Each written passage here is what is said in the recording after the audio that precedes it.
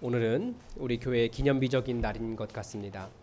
이 정관에 기록된 대로 2년이 지나 이 담임 목사의 신임을 묻는 투표를 하기 때문입니다.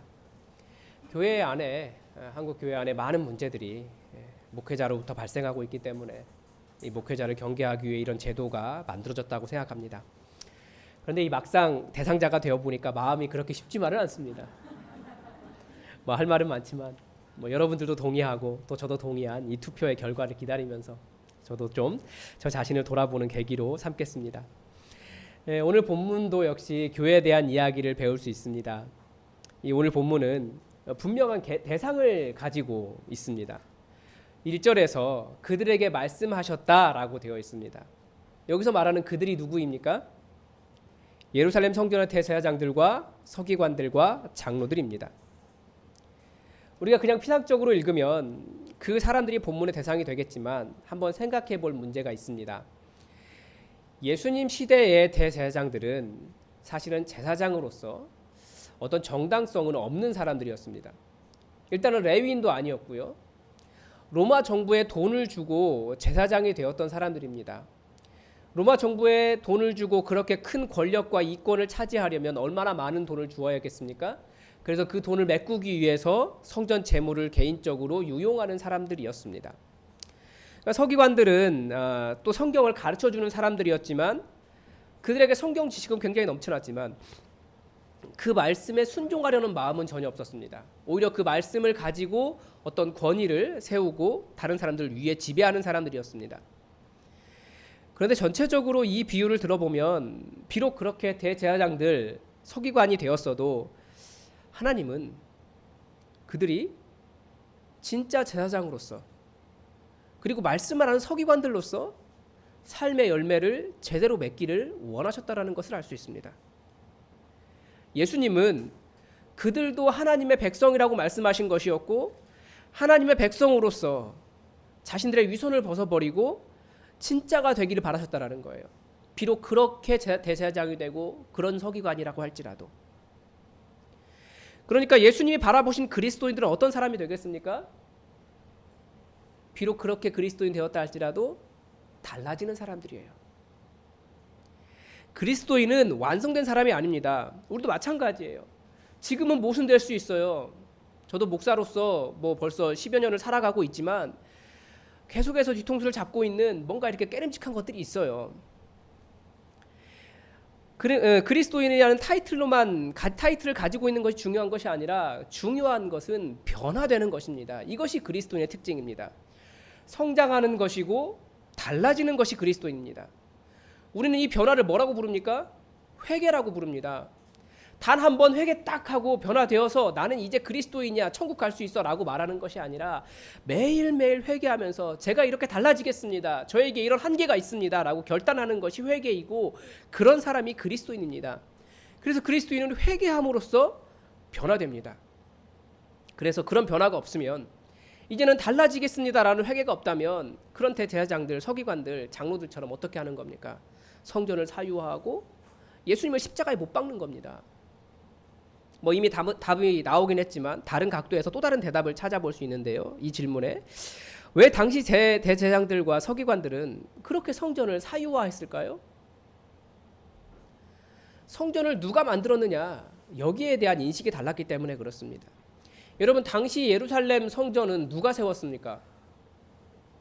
헤롯 대왕이 세웠습니다. 그러니까 지금 예수님 시대의 헤롯 말고 그 전 아버지 헤롯, 대헤롯이라고도 이야기하고 헤롯 대왕이라고도 이야기하는 그 헤롯이 세웠습니다. 그러면 그 성전을 운영하는 제도는 누가 만들었고 또 누가 운영했습니까? 대제사장들이었죠. 서기관들이었습니다. 그러면 그 성전은 누구의 것인가요? 헤롯의 것입니까? 아니면 대제사장들의 것입니까? 비록 정당성이 없는 사람들의 손에 의해서 세워진 성전이지만 사실 헤롯도 정당성이 있는 사람은 아니거든요. 자기 어머니가 이방인이었기 때문에 유대인들의 환심을 사기 위해서 정말 엄청난 건물을 세운 겁니다. 그 당시에 성전이 그런 어떤 세운 사람도 운영하는 사람도 다들 정당성이 없었기 때문에 예수님 시대에 어떤 사람들은 진정한 성전을 꿈꾸면서 광야로 나가서 공동체 생활을 한 사람들이 있을 정도였습니다.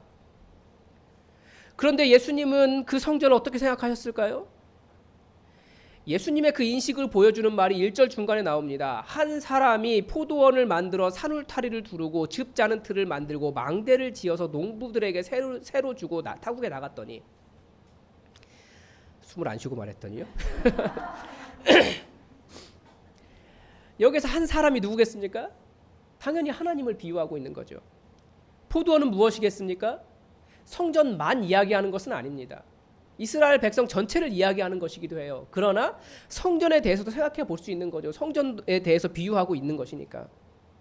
하나님께서 그 포도원을 보호하는 산울타리, 포도주를 만드는 즙 짜는 틀, 포도원을 지킬 망대, 뭡니까? 모든 것을 다 만드신 거예요. 즉 성전의 모든 것을 다 그 한 사람, 그 주인 하나님이 만드셨다고 가르쳐 주십니다. 그러면 그래서 목사님도 잘 지어야 돼요.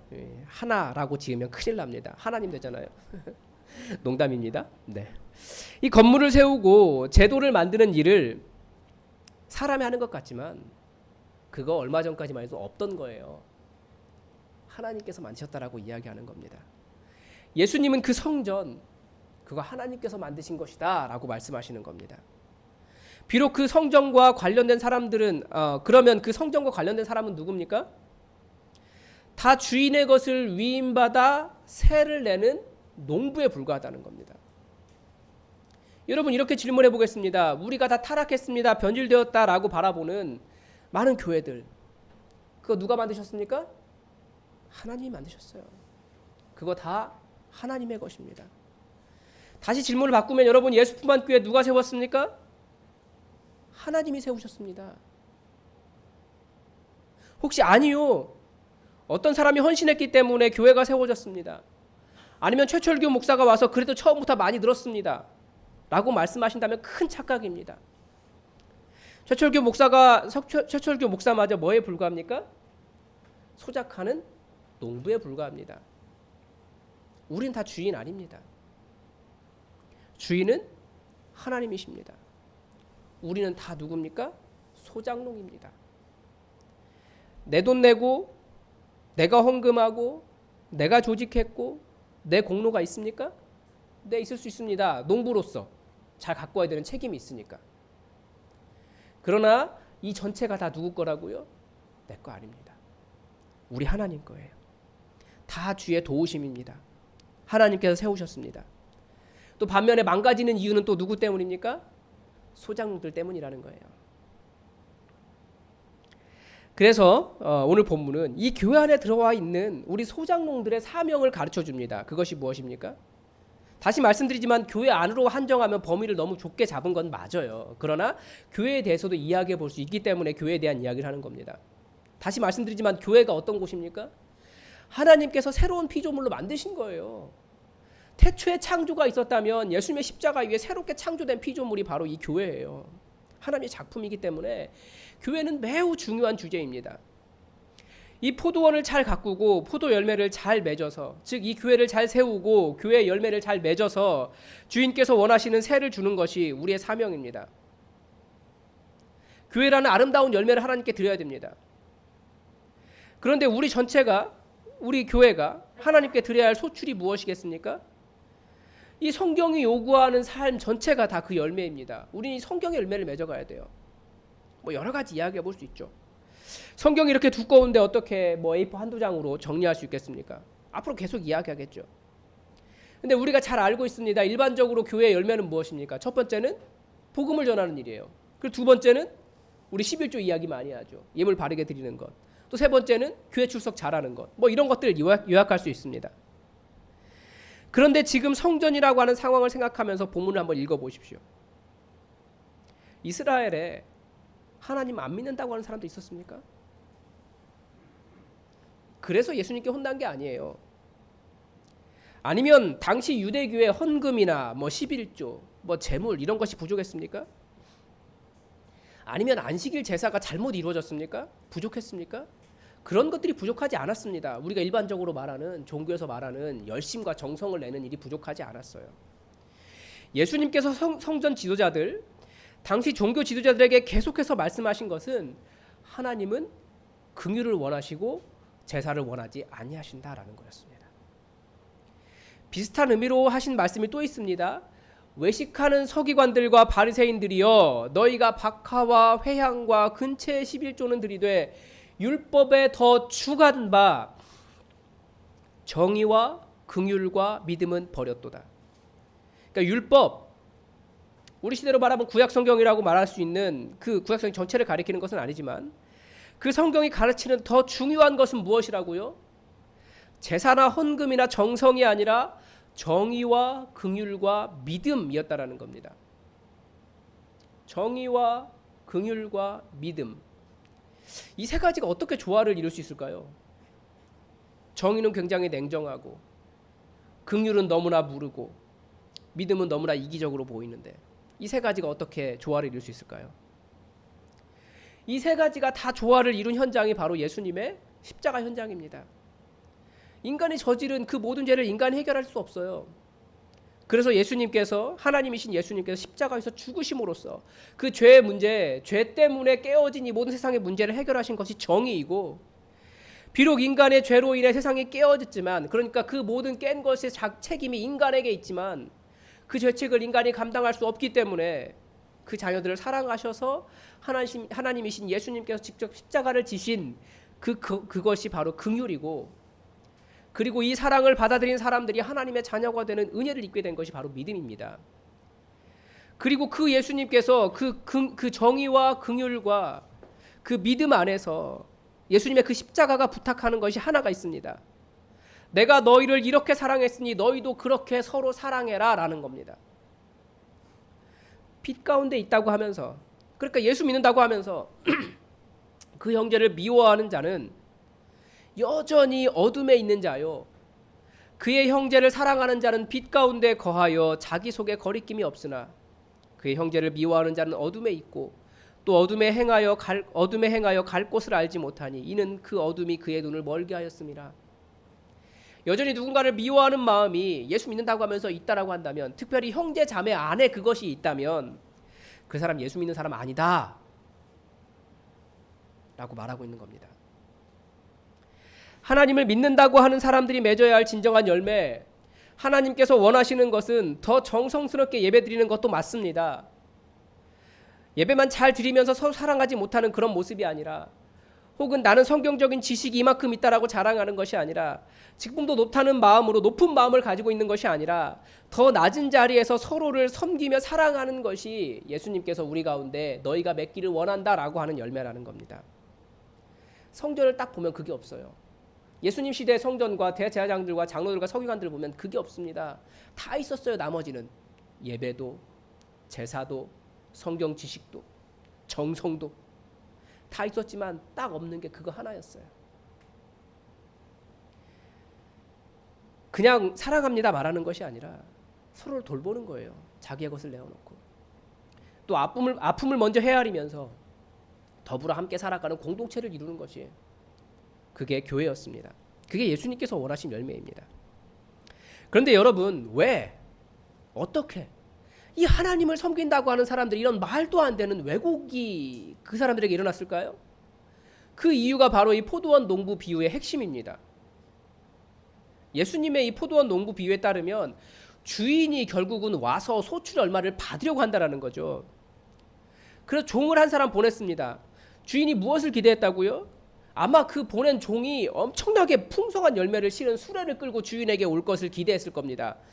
하나님도 율법을 주시면서, 그러니까 이스라엘이 그 율법에 따르는 공의와 사랑이 가득한 언약 공동체가 될 것이라고 말씀하셨거든요. 그게 구약 성경에서 율법을 주시면서 하신 이유잖아요. 그런데 그 율법은 어떤 정의도 공동체도 이루지 못했습니다. 농부들이 그 종을 잡아 때리고 거저 보냈습니다. 아마 이 보냄받은 종이 누굴까요? 이 한 벽이니까 아마 모세 정도 되지 않을까 이렇게 생각합니다. 왜냐하면 모세가 그런 율법을 준 사람이잖아요. 이스라엘 백성들이 안 지켰어요. 주인은 다른 종을 보냈습니다. 이번에는 그의 머리에 상처를 내고 능욕까지 했습니다. 이 능욕이 어떤 건지 성경에 몇 번 나오긴 하는데, 다윗이 암몬 왕이 죽었을 때 조문 사전단을 보냈습니다. 그런데 암몬 왕의 아들이 이 사람들은 정탐꾼이다라고 해서 능욕을 하면서 보냈는데 어떻게 하냐면 수염의 반을 잘라서 보냈습니다. 굉장히 수치스러운 거죠. 터번을 벗기고 수염의 반을 잘라서 버리고 옷은 여기서부터 쭉 찢어가지고 엉덩이까지 나오도록 그렇게 해서 보냈습니다. 수치스러워서 이 사람들이 이스라엘 땅으로 돌아가지 못하는 거예요. 그런 수치를 말씀을 주는 사람들에게 그런 수치를 주었다는 겁니다. 또 어떤 종들은 때리고 죽여버렸습니다. 주인은 계속해서 많은 종들을 보냈습니다. 5절 하반절에서는 이렇게 기록되어 있습니다. 그 외 많은 종들도 더러는 때리고 더러는 죽인지라. 많은 선지자들을 보냈다라는 거죠. 무엇을 가지고 너희가 이 말씀의 열매를 맺어가기를 원한다 라고 하면서 계속 보냈는데 사람들은 그 선지자들의 말을 듣지 않았습니다. 이 성경 전체가 다 선지자들이에요. 선지자들의 메시지는 분명합니다. 하나님께로 돌아오라. 이스라엘도 그 메시지에 반응해서 하나님께 돌아가려고 했습니다. 그런데 그들이 선택한 하나님께 돌아가는 방법은 똑같았어요. 안식일과 가득한 재물과 월삭과 제사였습니다. 그런데 선지자들이 제시한 하나님께 돌아가는 방법은 제사가 아니라 긍휼과 인애, 사랑이었습니다. 가난한 고아와 과부들을 신발 한 켤레 값에 팔아버리고 고리 대금업하면서 살인적인 이윤을 남기고 땅을 계속해서 가지고 있으면서 희년이 되어도 주인에게 땅을 돌려주지 않고 그래서 비판하는 것이 땅 왜 그렇게 많이 가지고 있냐. 갑자기 혼날 만한 사람들이 이 나라에 많이 있죠. 뭐 집과 집을 이어서 그런 말도 나와요. 그러니까 아파트 한 500채씩 가진 사람들. 그런 거 다 하나님 원치 않으시는 거예요. 그러면서 내가 부자가 된 이유는 하나님께서 복 주신 것이고 네가 가난한 이유는 네가 하나님께 지은 죄가 많기 때문이라는 논리를 폈습니다. 그게 종교 권력들이 정당화로 준 거예요. 선지자들은 그렇게 말하지 않았거든요. 희년이 되었으니까 원래 주인에게 땅을 돌려주어라. 그 사람들 가난한 것이 너희들의 잘못이다라고 이야기한 겁니다. 정의도 이웃 형제 자매에 대한 사랑도 제대로 이루어지지 않았습니다. 그래서 한국 교회도 선지서 별로 안 가르치잖아요. 제사장들과 서기관들과 장로들과 그런 같은 말을 하고 싶은 겁니다. 자꾸 무엇을 이야기합니까? 율법을 이야기해요. 율법은 왜 그렇습니까? 눈에 보이는 율법은 정확하거든요. 뭔가가 꼭 되는 것처럼 보여요. 그러나 그 율법으로는 십자가의 정의와 그 사랑과 믿음을 이뤄내지 못합니다. 이 포도원 주인이 마지막으로 주인과 같은 권위가 있는 사람을 보냈습니다. 이제 한 사람이 남았으니 곧 그가 사랑하는 아들이라. 최후로 이를 보내며 이르되 내 아들은 존대하리라 하였더니 농부들이 서로 말하되 이는 상속자니 자 죽이자. 그러면 그 유산이 우리 것이 되리라 하고 이에 잡아 죽여 포도원 밖에 던졌느니라. 왜 아들을 죽이려고 했습니까? 자 죽이자. 그러면 그의 유산이 우리 것이 되리라. 결국 돈 문제입니다. 예수님도 정확하게 이것을 지적하셨어요. 사람이 두 주인을 섬기지 못한다. 돈을 섬기든지 하나님을 섬기든지 두 주인을 섬기지 못한다. 교회가 커지면 뭐가 생깁니까? 당연히 돈이 생깁니다. 제가 속한 세계가 목사들의 세계라 목사들의 이야기를 많이 듣습니다. 이 목사님들을 만날 때마다 들리는 얘기는 이 코로나 상황에서 교회에서 그 소위 잘린 목사님들이 많습니다. 교회 재정이 어려워서라기보다 재정을 아끼고 싶은 거죠. 누군가는 반면에 그 자른 재정으로 남는 것은 결국 자신의 안위를 누리는 데 사용합니다. 그거 절약 아닙니다. 그것도 일종의 그 유산이 우리 것 되리라 라고 말하는 것과 같습니다. 사람을 소모품처럼 소비하는 것을 예수님은 제일 싫어하시거든요. 그런데 교회가 사람에 대한 생각이 별로 없는 거예요. 하나님께서 세우신 교회에서 일하고 있으니까 그 교회가 자기 것처럼 보이는 농부의 착각입니다. 주인이 멀리 가서 잘 안 보이니까. 그리고 또 이 모든 것에 더 근본적인 문제가 있습니다. 계속 이야기하고 있는 거죠. 이는 상속자니. 상속자인 아들을 알아보고도 자 죽이자, 그 아들을 주인처럼 대하지 않는 문제, 예수님을 주인으로 모시지 않고 계속해서 몰아내는 문제입니다. 교회 안에서 문제가 생기는 이유는 항상 이것입니다. 예수님의 우리 주인 되심이 인정되지 않기 때문입니다. 내가 예수님을 나의 주인으로 온전하게 모시고 살지 않기 때문입니다. 항상 이 문제예요. 우리는 어떻게 예수님의 주인 되심을 인정하지 않습니까? 예를 한번 들어보겠습니다. 예수님은 이런 말씀도 하셨어요. 너희를 위하여 보물을 땅에 쌓아두지 말라. 돈 얘기하고 있으니까 지금 얘기하는 겁니다. 오직 너희를 위하여 보물을 하늘에 쌓아두라. 우리는 이 말씀 뒤에 여러 말들을 덧붙입니다. 물론 이 말씀이 다 헌금하고 다른 사람 돕느라고 가난해지라고 하는 말은 아니에요. 여러분이 아무 대책 없이 무조건 다 바치라 이런 거 아닙니다. 목적이 뭡니까? 우린 이 땅에 보물을 쌓는 사람들이 아니라 하늘에 보물을 쌓는 사람들입니다. 그런데 여러분 솔직하게 하늘에 보물 쌓는 것보다 우리의 관심은 어디 있습니까? 이 땅에 보물 쌓는 일에 관심이 더 많지 않습니까? 근데 왜 이런 말씀에 대한 타협이 일어납니까? 첫째는 말씀을 잘 모르고, 둘째는 예수님의 말씀보다 사람의 말에 더 귀를 기울이고, 셋째는 예수님의 말씀을 듣지 않고, 넷째는 다른 사람의 말을 더 많이 듣고, 뭐 다 같은 말을 반복하는 거죠. 예수님은 보물을 천국에 쌓아라라고 말씀하시는데 우리는 당연하게 그 뒤에 말을 붙여요. 뭐라고요? 아, 그건 목사님이니까 하시는 말씀이시죠. 그렇게 살다가는 큰일 납니다. 노후를 위해서 몇십억이나 건물은 좀 있어야 된다고요. 우린 계속해서 뒤에 붙이는 말이 있기 때문에 그게 예수님인지 알겠어요. 아들이구나. 그러나 자 죽이자. 그게 그 말입니다. 뒤에 무엇인가 더해질 때 예수님이시구나를 알았는데 뒤에 무엇인가가 붙을 때 이게 바로 자 죽이자가 되는 겁니다. 타협을 균형이라고 말하고요. 하나님의 일에 열심을 내지 못하는 자신의 나태함을 겸손으로 가장하고요. 헌신하지 않아도 이미 구원받았기에 안심한다라고 하는 어떤 복음에 대한 왜곡을 가지고 있으면서 그것으로 정당화하고요. 성경적인 삶은 이룰 수 없는 이상적인 삶이다라고 포기하고, 인간의 연약함을 인정하는 것 같지만 결국 자기의 죄성에 대한 관대함이, 이 모든 것들이 예수님을 알아보았지만 예수님을 주인으로 모시려고 하지 않는 우리의 그런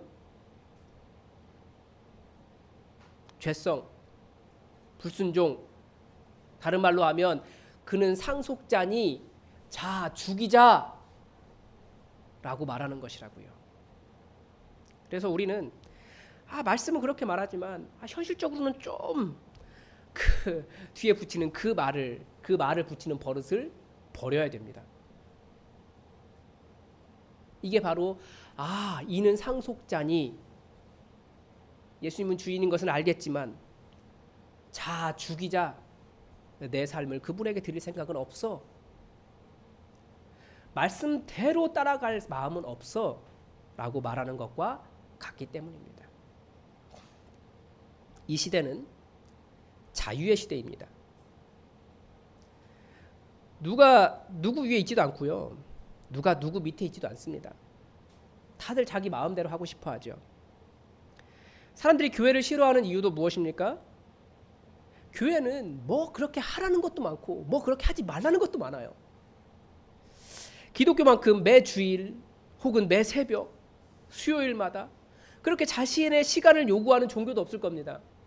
더군다나 저는 코로나만 끝나면 이제 목장 모임까지 여러분에게 강요할 거예요. 예수님의 십자가의 구속의 은혜로 우리를 구속하는 종교라고 생각합니다.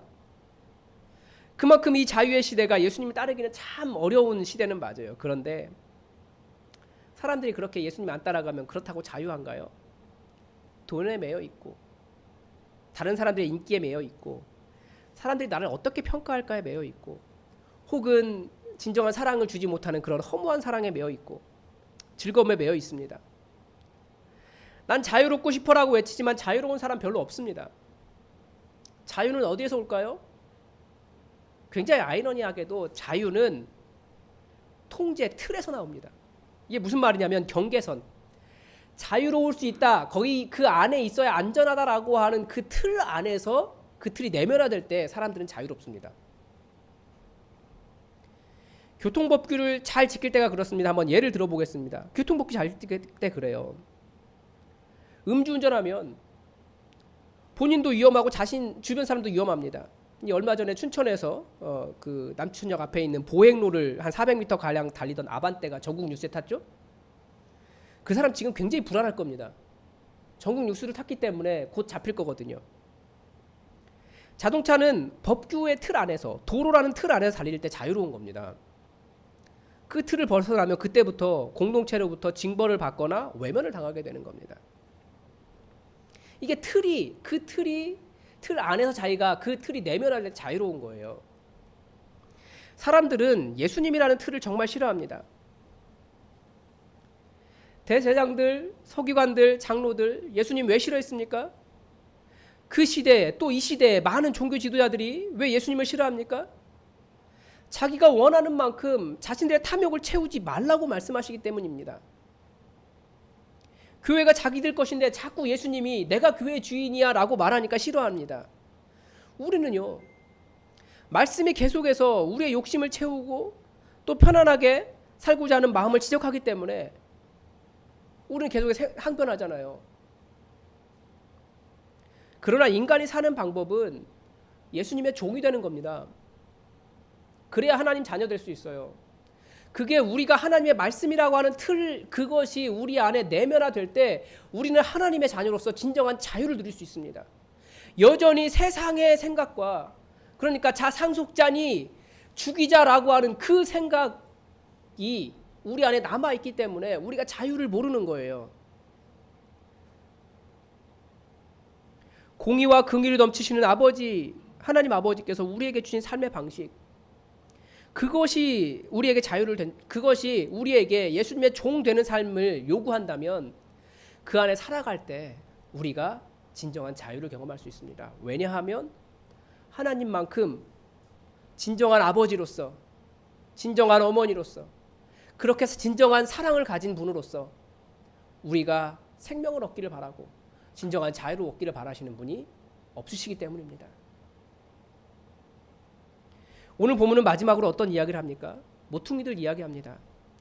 건축자들이 버린 그 돌이 모퉁이들이 될 것이라고, 즉 유대인들이 버린 그 예수라는 돌이 많은 사람들이 계속해서 버리고, 예수님 마음에 안 들어, 자꾸 나를 강요하고 내가 가지고 있는 나에게 자유를 주려고 하지 않아 라고 하면서 거부한 그 버린 모퉁이 돌이, 그 돌이 어떻게 될 것이라고요? 교회라는 새로운 건물의 시작점이 될 것이라고. 그리고 실제로 역사 속에서 많은 사람들이, 다른 사람들은 전부 다 거부한 그거 예수, 자꾸 우리를 강요하고 우리를 제대로 살지 못하게 하고 내 자유를 뺏어가려고 하는 그 예수라는 돌 속에서 진정한 자유를 경험하고 삶의 희망을 발견했습니다. 그래서 모퉁이 돌이 될 것이라고 말씀하고 있습니다. 그런데 같은 평행 본문인 마태복음이나 누가복음이나 베드로 전서나 이 모퉁이 돌에 대해서 한마디를 더합니다. 이 돌이 결국에는 그 모퉁이 돌을 거부한 사람들 머리 위에 떨어질 거라는 거예요. 그러면 그들이 다 가루가 되어버릴 것이라고, 즉 심판을 이야기합니다. 예수라는 돌은, 그 예수라는 돌에 연결된 사람들은 살게 되는 돌이지, 우리를 억압하고 우리가 원하는 것을 갖지 못하게 하고 우리를 자유롭지 못하게 하는 그런 돌이 아닙니다. 우리 주님이 우리가 맺기를 원하신 삶의 열매는 우리를 살리기 위한, 다시 말하면 우리를 자유하게 하기 위한 아버지 하나님의 가이드라인입니다. 하나님께서 우리의 주인 되시려고 하시는 이유도 우리가 절대적으로 종이 되어 하나님의 말씀을 따라가야 우리가 살 수 있기 때문입니다. 여러분, 이미 예수님의 그 십자가의 부활의 승리가 우리에게 이것을 보여주고 있지 않습니까? 우리는 그 부활의 승리를 바라보면서 그렇게 살아가는 사람들이에요. 말씀 뒤에 세상의 풍조를 붙여서 주님 하신 말씀을 왜곡하지 않고 주님께서 원하신 열매, 이 제대로 된 공동체라는 이 열매를 맺어서 하나님께 드릴 열매가 그런 풍성한 농부들이 됩시다. 예수님 아셨습니까? 자, 죽이자. 무의식적으로 열심히 붙이고 있는데 우리가 그것 하지 않고 충성된 농부가 되기를 바랍니다. 기도하겠습니다. 하나님 아버지, 오늘 포도원 농부의 비유를 통해서